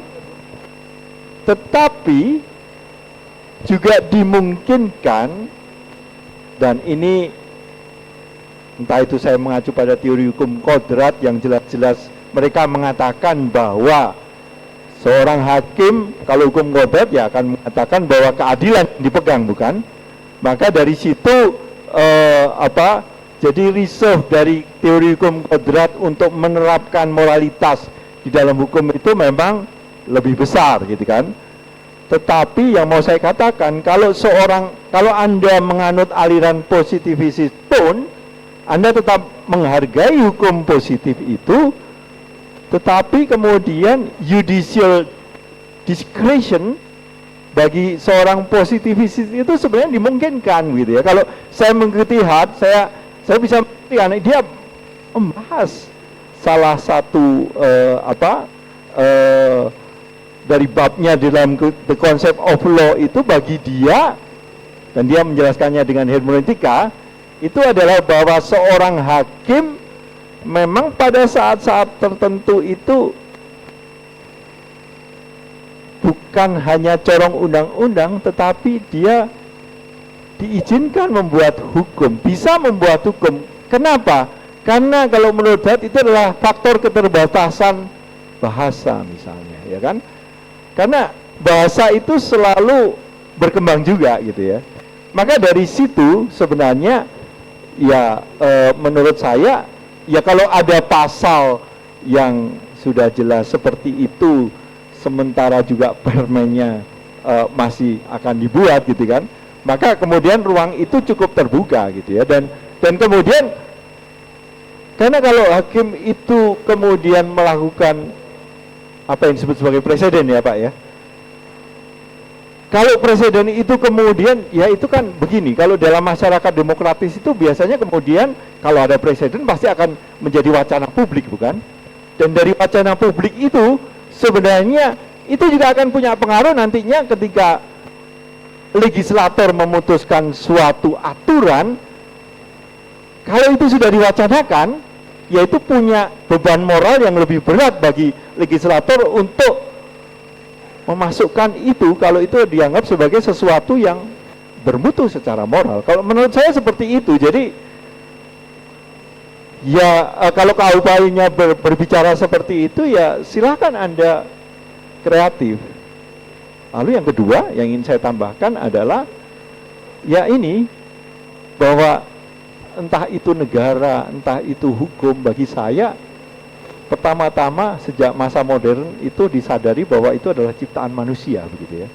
Sebagai ciptaan, ya semua dari kita harus berpartisipasi supaya ciptaan itu menjadi ciptaan yang paling baik bagi kehidupan bersama. Saya kira tugas Anda sebagai hakim juga dalam konteks seperti itu. Terima kasih.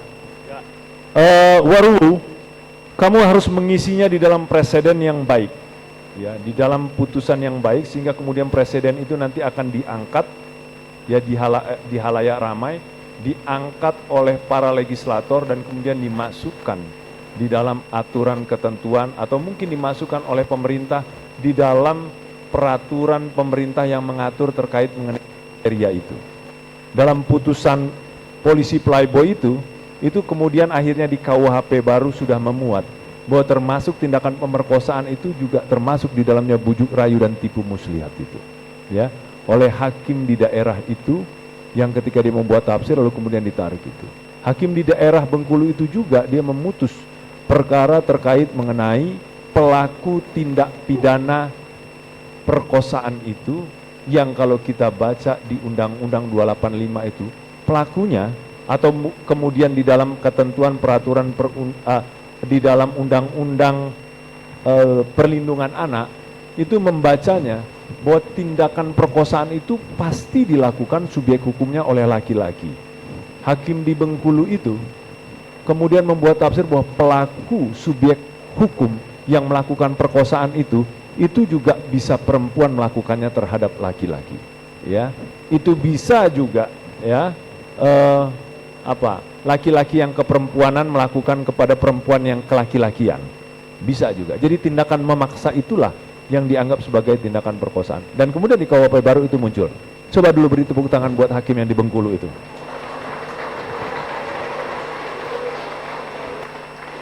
Jadi jangan ragu-ragu kalian ketika memutus perkara itu, putus perkara tapi dengan logik, dengan nalar, ya, dengan retorika. Itu nanti kita akan pelajari bersama Romo, bersama teman-teman filosof dari UI, dari UNJ, ya, dari beberapa lagi nanti lainnya, ya.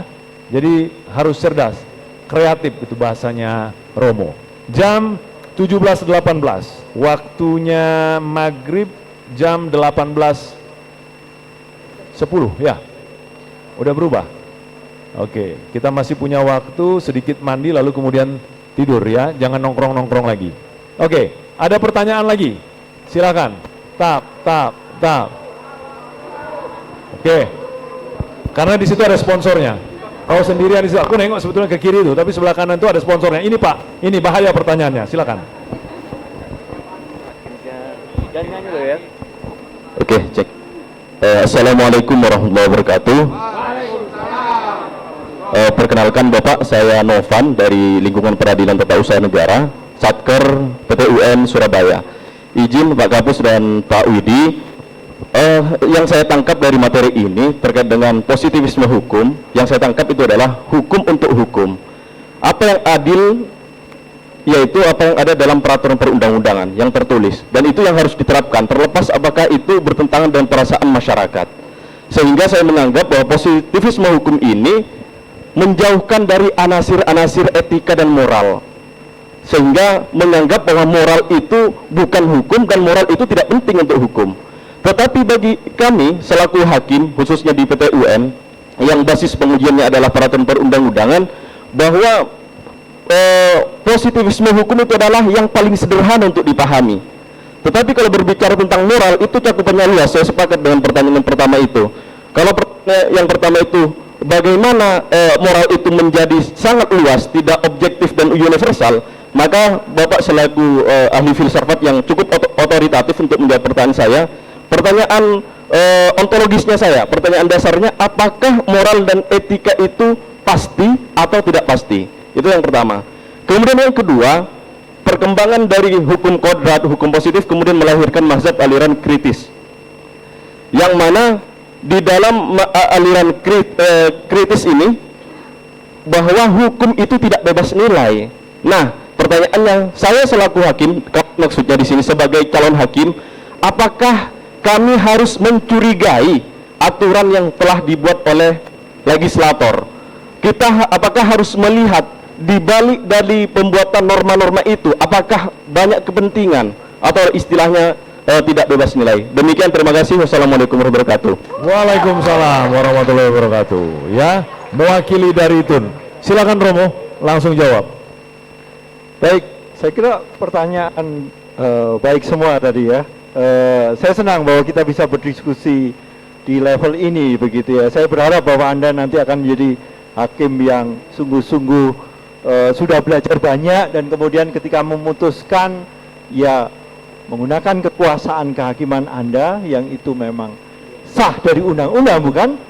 Dan ini adalah amanah dari the rule of law, bukan? The rule of law itu Anda sekarang menjadi yudikatif, bukan saya, ya, Anda hakimnya, ya kan? Maka itu harus Anda gunakan, dan Anda harus cadas untuk hal itu gitu ya. Baik, saya jawab satu persatu. Apakah moralitas itu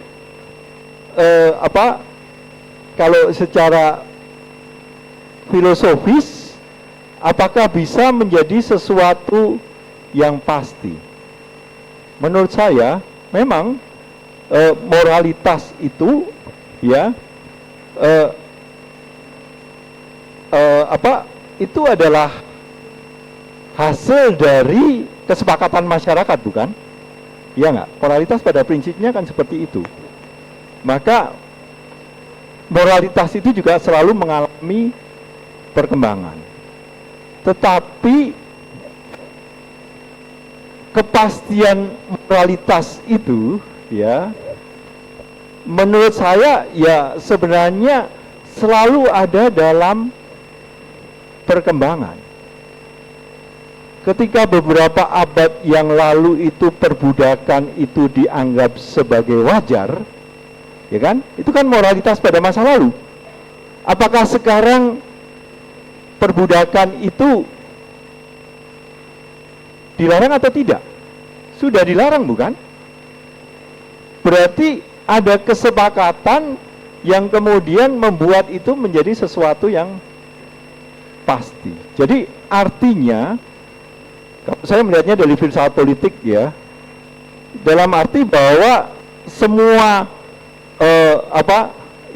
kalau kita bicara soal sekarang epistemologi ya, yang namanya pengetahuan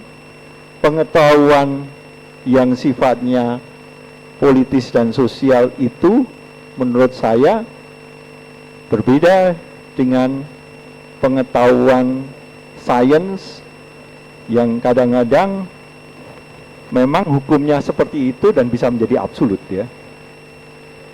Kalau pengetahuan yang politis itu sifatnya termasuk moral, termasuk sosial, itu sifatnya adalah memang selalu tidak pernah absolut, sesuatu yang bergerak gitu ya. Tetapi sesuatu yang bergerak tidak berarti bahwa pada satu momen tidak punya kepastian. Kita harus percaya bahwa ketika masyarakat itu berkembang, pada satu titik dia punya kepastian. Seperti yang saya katakan tadi, contohnya tentang perbudakan yang sekarang sudah jelas-jelas dianggap dilarang begitu kan. Hak asasi manusia itu adalah juga hasil moralitas yang menjadi sesuatu yang memiliki kepastian sekarang. Bahkan kemudian harus diratifikasi dan dijadikan hukum positif di negara-negara yang menghormati pergaulan antar bangsa. Kalau Anda nggak menghormati itu negara Anda, ya Anda bisa dikeluarkan dari pergaulan antar bangsa itu, bukan? Jadi disitulah letak kepastiannya, tetapi harus saya katakan bukan kepastian yang absolut, Mas. Ya, itu adalah kepastian yang selalu bergerak. Ya, memang ada moralitas yang masih kontroversial gitu kan? Itu diperbincangkan oleh masyarakat, ya. Dan itu Anda sebagai hakim juga, makanya ya sebagai hakim memang diperlukan juga pengetahuan tentang apa itu moralitas, apa itu sosiologi. Dan kalau Anda tadi bicara tentang critical legal studies, menurut saya ya hakim juga perlu belajar ini. Karena yang namanya undang-undang sebagai ciptaan manusia tentu ada berbagai macam kepentingan yang mempengaruhinya. Bukan critical legal studies menurut saya yang mengatakan itu, tetapi economical analysis of law misalnya. Sama saja kan, bahwa kita harus mempertimbangkan aspek manusia itu sebagai makhluk ekonomi yang kemudian mempengaruhi tindakannya, ya. Semua hal itu harus diperhitungkan. Jadi ya menurut saya kalau kita mau negara kita lebih maju, kita perlu legislator yang tahu filsafat negara, filsafat politik, dan filsafat hukum yang baik, bukan ya? Kita juga butuh kekuatan yudikatif, Anda semua yang di sini, yang juga ya tahu banyak hal, karena kami mengandalkan Anda untuk mengambil keputusan-keputusan yang akhirnya kami nilai sebagai sesuatu yang adil bagi kami semua. Bukankah seperti itu kalau menurut saya? Dan Anda yang menjalankan kekuasaan yudikatif, tolong dijalankan dengan integritas. Terima kasih. Oke, tepuk tangan, menarik. Saya selalu suka dengan jawaban-jawabannya filosof, ya. Karena kalau jawaban filosof itu selalu abstraksi, ya, membangun sebuah imajinasi. Tapi tadi dijawab jelas bahwa moral dan etika itu mewujud. Moral dan etika itu konkret. Kalau nggak percaya, baca aja kode etik, kode moral, code of conduct-nya hakim, ya. Nggak ada peraturan perundang-undangan itu kalau melanggar itu kemudian dijatuhi hukuman, ya. Tapi nanti setelah Bawas memanggil Anda dan kemudian dijatuhi hukuman, baru kelihatlah itu bahwa itu etik, itu bentuknya, ya. Apa mau dibuktikan itu? Jangan, ya. Kira-kira seperti itu. Tapi buat seorang filosof, buat seorang pemikir, ya, mengabstraksi itu, ya, dia nggak suka itu dikonkretkan. Kalau dikonkretkan satu persatu itu kode etik itu bisa dihitung, bisa sampai dengan 70. Tapi kan dia sudah nggak imajinatif lagi, sudah nggak indah lagi, ya. Larangan untuk bertemu dengan para pihak, kira-kira begitu kan? Itu maksudnya kan ditarik daripada ketentuan bahwa dia itu harus apa?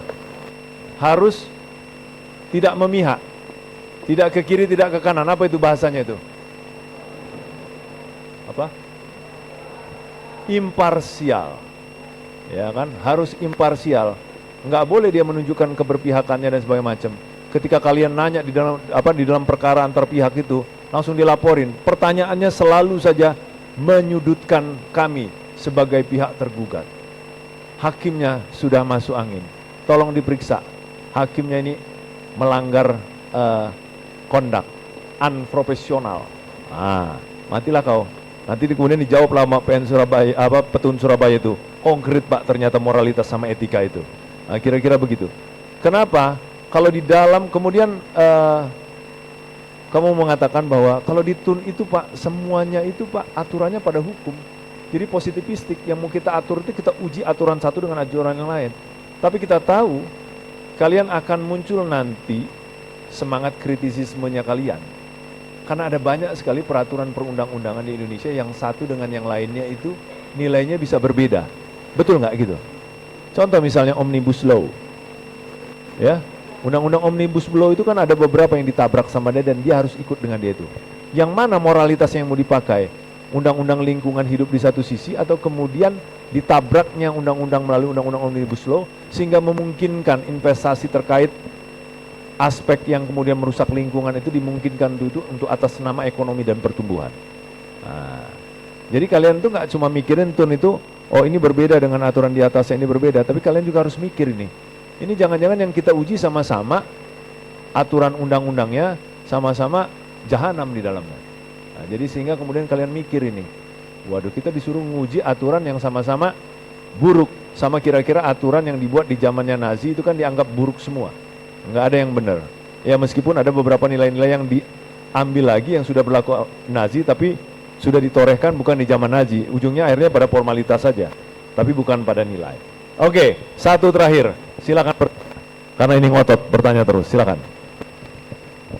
Yuk.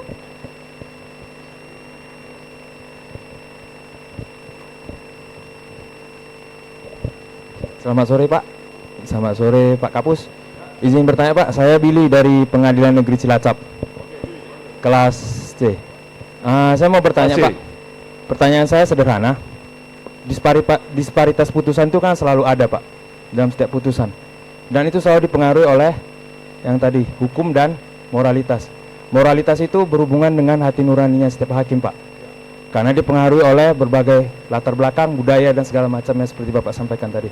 Yang mau saya tanyakan, Pak, titik temu antara moralitas dengan hukum itu di mana, Pak? Sehingga ketika mereka bertemu itu akibatnya seperti tadi, konsep rule of the law itu dan keadilan itu dapat terwujud, Pak. Dan yang terakhir, pertanyaan kepada Pak Kapus, apakah disparitas putusan itu akan selalu ada, Pak? Kok misalnya kita menghilangkan disparitas putusan, saya yakin ya kita akan menjadi robot aja, Pak, akan jadi positivisme. Karena disparitas putusan itu berhubungan dengan keyakinan atau naluri dari setiap hakim, Pak. Demikian pertanyaan saya. Terima kasih, Pak. Oke, terima kasih. Beri tepuk tangan. Di mana titik temunya moralitas dan positivism, sehingga kemudian ketika dia bertemu di dalam satu perkara, perkara itu jangan sampai kemudian adanya terjadi disparitas, ya, yang sangat jauh, apakah disparitas di dalam pertimbangan atau bahkan disparitas di dalam penjatuhan pidananya. Tapi memang saya teringat itu ada penyampaian dari Ketua Mahkamah Agung yang lampau, Pak Bagirmanan. Dia mengatakan bahwa setiap kasus itu memang berbeda. Meskipun kasusnya sama-sama pencurian, tapi pencurian yang satu dengan pencurian yang lain itu tidak akan identik. Berbeda, apakah itu berbeda di dalam motivasi mencuri, berbeda di dalam konteks bagaimana cara dia mencuri, lalu kemudian berbeda dalam konteks barang yang dicuri itu nilainya seperti apa. Tapi pencurian ya pencurian di dalam pasalnya di 363, 362 atau 363 dengan segala 365 dengan segala variasiannya itu akan tetap sebagai pencurian.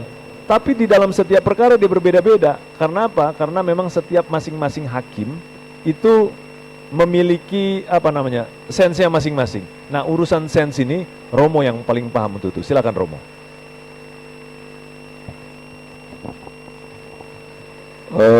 Baik, soal moralitas dan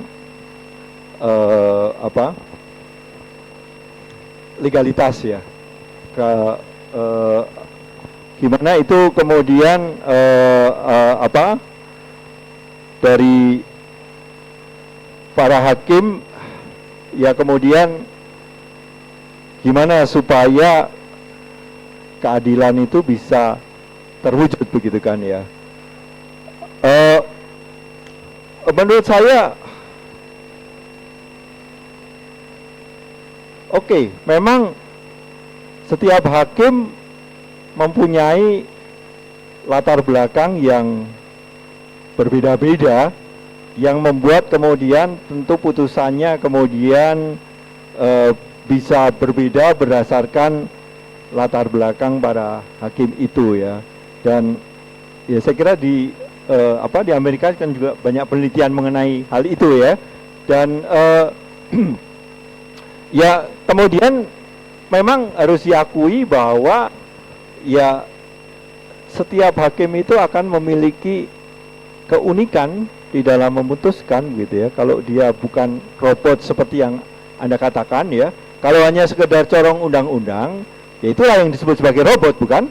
Nah, kalau kemudian Anda mau membuat keputusan yang otentik, menurut saya jangan ragu-ragu ya. Siapa yang akan menilai? Publik ya. Itu yang harus diperhatikan.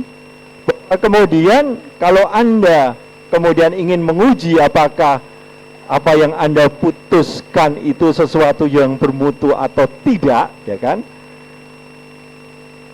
Ya nanti itu ketika kemudian seperti juga mungkin ini yang menjadi ya, kalau karya sastrawan itu adalah berupa buku karyanya, atau seperti saya juga ketika menulis buku itu karyanya adalah tulisan seperti itu. Karya para hakim itu apa? Putusan pengadilan, bukan?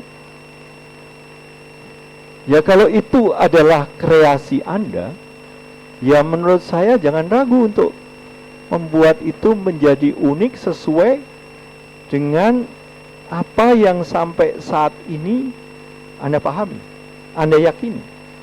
Tetapi juga terbuka kalau kemudian bahwa di dalam publik kemudian dinilai bahwa keputusan Anda masih ada yang kurang, gitu kan?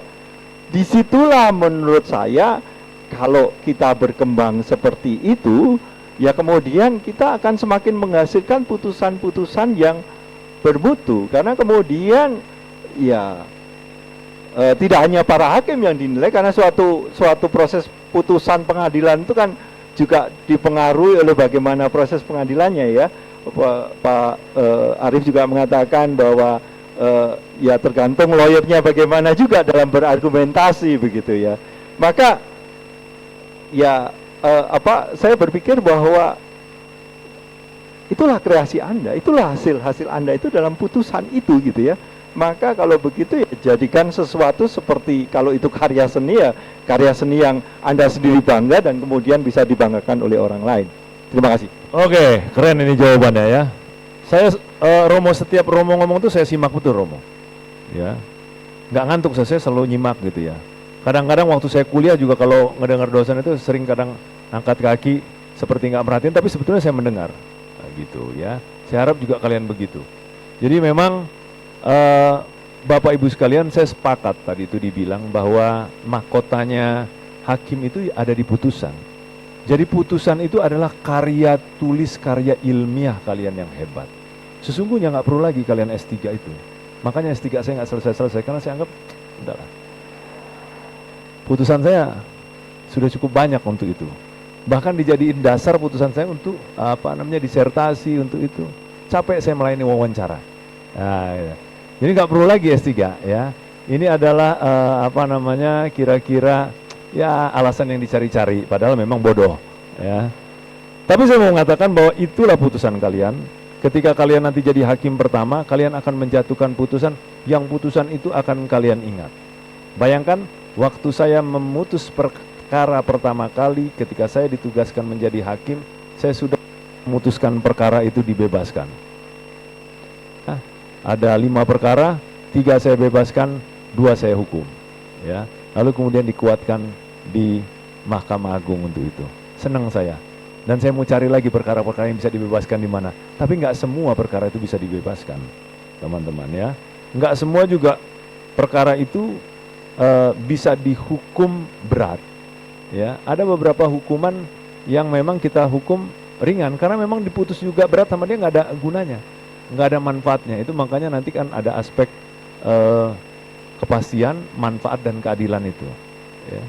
Untuk apa memutus perkara pencurian di dalam rumah tangga? Bapak yang kesel anaknya kemudian mencuri, untuk apa menghukumnya kalau bapaknya sudah memaafkan? Apakah kemudian perkara itu dengan sendirinya tidak memiliki lagi legal standing untuk penuntutan? Ya kan? Nah, di situ kalian mikir situ. Aturan hukumnya ada. Pencurian di dalam rumah tangga itu ada di KUHP. Tapi apa perlunya kalian mau menghukum itu? Pak, kalau nggak kita hukum, ngapain kita periksa? Ya nggak usah diperiksa, hentiin aja sekarang. Dalam putusan selak misalnya. Tapi ya nggak apa-apa namanya nyoba-nyoba. Saya nggak lagi ngajarin kalian untuk ini ya, bid'ah ya. Nah, tapi saya mau mengatakan bahwa semua kemungkinan itu ada, tapi dengan akal dan nalar kalian. Ya, dengan retorika kalian, retorika yang disampaikan baik itu di dalam penyampaian secara lisan maupun di dalam tulisan. Saya pikir sudah cukup ya, karena kalian persiapan untuk istirahat. Materinya nanti memang agak susah kalau saya lihat tuh jumlahnya begini banyak ya. Sementara Romo ini kalau didalami makin dalam itu makin sublim, makin dapat kita peras ya. Tapi ada beberapa narasumber saya yang ketika muncul langsung dia provokatif. Pang, bum, bam, itu yang disukai, itu yang begitu-begitu. Romo nggak begitu. Jawabnya dengan tenang. Set, semuanya itu di dalam abstraksi. Ya, tapi nanti Romo akan kembali lagi di sini Romo untuk pada tahap berikutnya nanti akan mengajarkan tentang logika, nalar dan retorika. Itu materi yang paling menarik untuk itu ya. Oke, kita tepuk tangan semuanya untuk Romo. Terima kasih banyak Romo. Romo ini orang yang hidupnya sederhana. Saya sama beliau, sama-sama suka lari, tidak menyukai kendaraan, ya. karena sama-sama nggak mampu untuk beli kendaraan. Tapi memang sebetulnya lebih suka kami jalan, sepeda, lari. Beliau sepedaan ratusan kilo setiap minggunya, ya. Setiap minggunya ada hari khusus untuk itu kalau nggak ngajar. Lari juga masih setiap hari 10 kilo. Romo sama seperti saya, lari untuk itu, ya. Karena lari buat kami adalah media untuk bercakap-cakap dengan Tuhan, bercakap-cakap dengan diri sendiri. Udah nyampe belum kalian? Belum nyampe ya, makanya belajar lagi nanti. Demikian, terima kasih. Assalamualaikum warahmatullahi wabarakatuh.